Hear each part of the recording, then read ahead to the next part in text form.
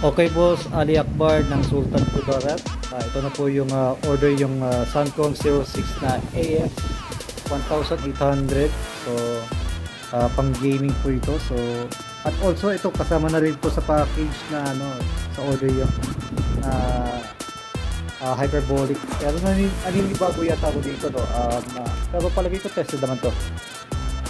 So magandang ganitong version kakaiba to kaysa sa dito.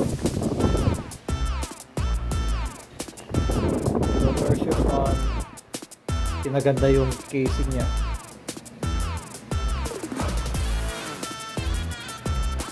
So hindi ko matetesting to, pero itetester ko yung cable kung okay yung cable dito. Then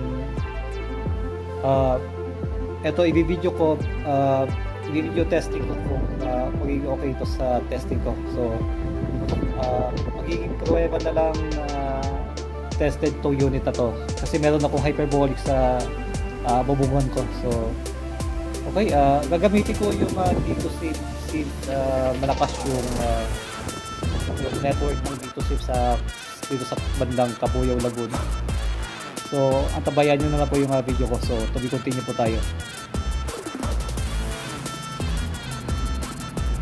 Okay, Ali Akbar, ito na po yung Suncom 06 AX 1800.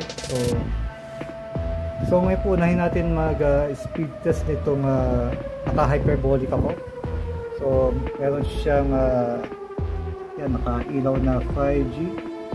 So mas stronger yung 5G kapag nakakulay blue. Nakakulay blue tong 5G. So medyo weak yata yung 5G sa location ko. So gamit natin ay dito safe. So ituturo ko kayo sa mismong dashboard. And ito po dashboard natin.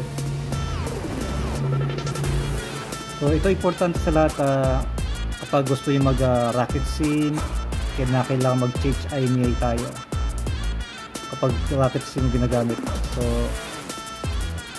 okay, ito mag change IMEI dito ng IMEI reverse.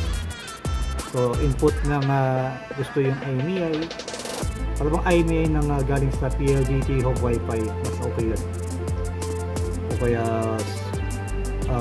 IMEI ng cellphone. So okay no, then kapag gano'n sabay edit gano'n. So hindi ko na alam ko may tutorial na ako dito sa YouTube or even sa mga private message ko sa mga customer ko. So di ba sesend ko na lang sa inyo yung video na ito sa sakali gusto yung mag-change IMEI. So ito pa yung kanyang band locking. So actually na-set up ko na to. So ito mga band locking na meron 4G band, tapos 5G band. So nakalakaw sa N78. Yan kasi N78 para sa dito SIM. So mahina kasi yung aking smart at Gomo SIM. So mas okay na sa akin yung dito SIM kasi naka-unlimited data ako naka-unlimited 5G ako sa dito SIM. So kapag naka 4G, mako-consume niya yung mismong consumable data ng 4G kapag naka 4G signal. So okay, dito yung APN, tapos yung 5G info, dito makikita yung mga signal status. So okay, maganda kanyang signal status ng so naka 5G SA or standalone. So okay, mag-speed test na tayo. So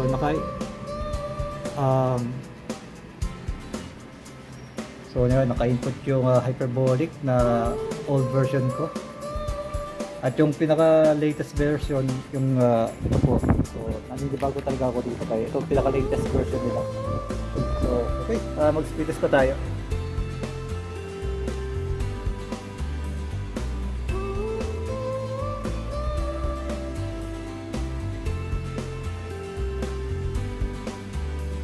So ayan. Actually dati umabot ng 1 Gbps. Kaya depende sa oras yata eh. So okay, depende pa rin sa location yung 5G. So mas okay, mas mataas pa yung antena kasi yung antena ko nasa halos mababang portion pa lang. Siguro mga 10 feet pa yata or 15 feet. So yun ang antena ko dito sa Kabandang Kabuyaw. Dito sa Kabuyaw naninibago pa ako sa 5G. So dati kasi sa mga video ko ay nasa Pasig area ako. Sa Pasig mas malakas mga 5G signal doon. So dito sa Laguna medyo may kalakasan din, pero may mga certain na network di masagap yung 5G. So subukan natin sa speed test or Ookla. Okay. So sakto dito sim. Okay.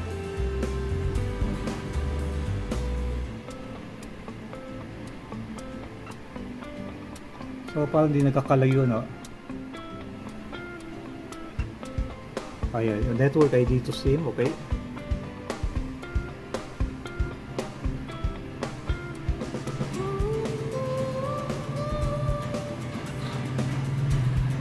So far so good, okay naman siya. So subukan natin mag antenna stick.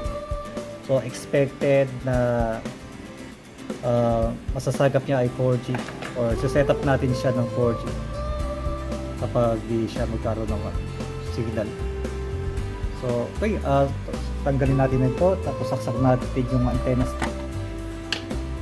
So ito muli yung hyperbolic na tinatanggal natin. So ayan. So subukan natin na ito antenna stick. So bumaksak siya sa 4G. Ayan, wala yung 5G signal, no?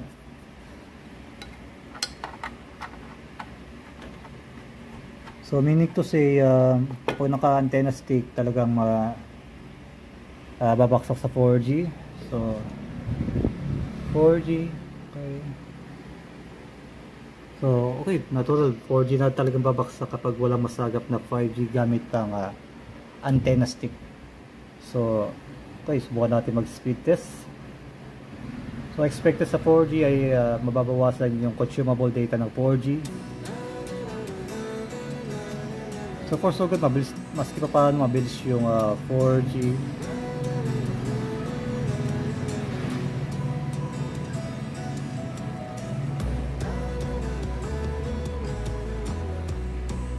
So ang video na to ay quality tested bago ko ma-ship sa JNT.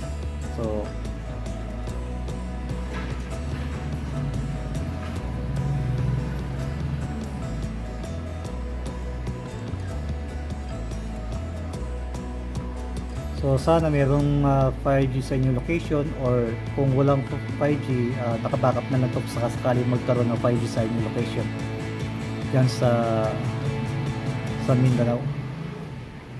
So okay, so subukan natin yung Ookla.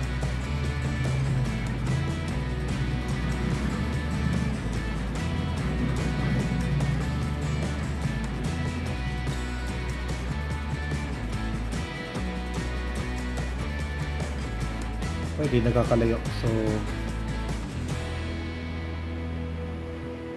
quality tested. So okay.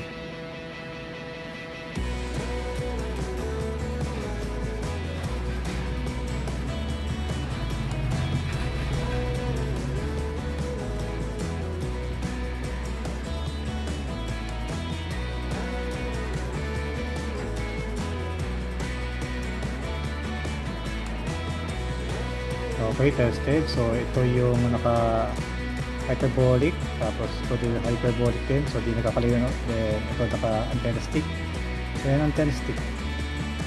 Okay, maraming salamat sa inyong pag-order nitong Suncom 066, tapos with your hyperbolic.